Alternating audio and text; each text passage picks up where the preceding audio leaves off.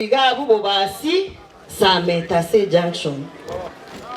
Nilikuwa huko Senate na huyu ndugu yangu, nilikuwa nominated. Lakini ile siku ambapo nilisimama nikasema naenda kuchukua kiongozi wetu Daktari Matiang'i, yule jamaa amekaa pale Omonene Bwense akasema hao maneno ya Wakisii hataki, akanifukuza kutoka kwa ile kiti yangu. Lakini nasema Mungu ni mwema kila wakati. Mungu ni mwema kwa sababu leo niko hai, na mimi hiyo kiti ambaye nilikuwa napewa na hao watu, sasa nimesema nitaenda kujitafutia kiti kwa wakubwa wa Kisii County, pale naitisha kiti ya Women Rep Kisii County. Your Excellency, the 6th President of the Republic of Kenya, Dr. Fred Matiang'i. Tumekuja huru, sisi ni familia moja. Wakisii wa Nairobi ni wetu pia. Wakisii wa USA ni wetu. Wakisii wote sisi ni familia moja, si ndio?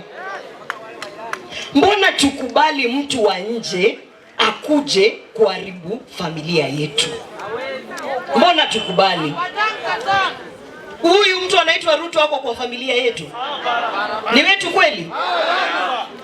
Ruto ako kwa familia yetu ama Dr. Fred Matiang'i ndo ako kwa familia yetu? Mbona tukubali kerari munakubali? Kuna vijana wanasimama hapa Gusii na Nyamira wakuje kuharibia familia yetu. Mbona mnakubali?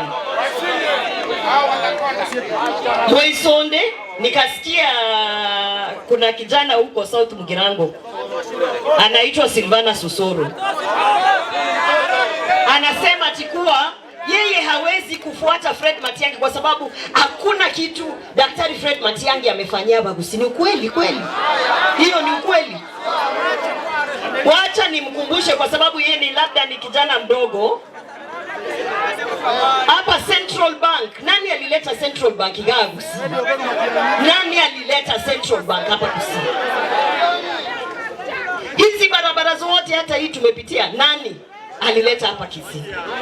Kwa hivyo sisi tunasema hivi, sisi ni familia moja Yomo Gusii, na tutatembea pamoja. And Your Excellency, unajua they think that sisi wa mama wa Kisii ni waoga. Sisi si waoga.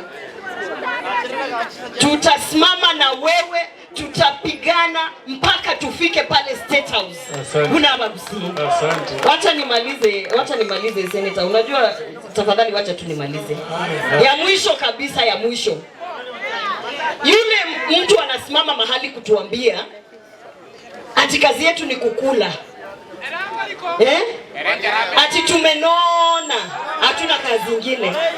Nataka nimuulize hivi. Kira. Wacha niongeleshe wamama. Wamama mko? Aba angina nomore.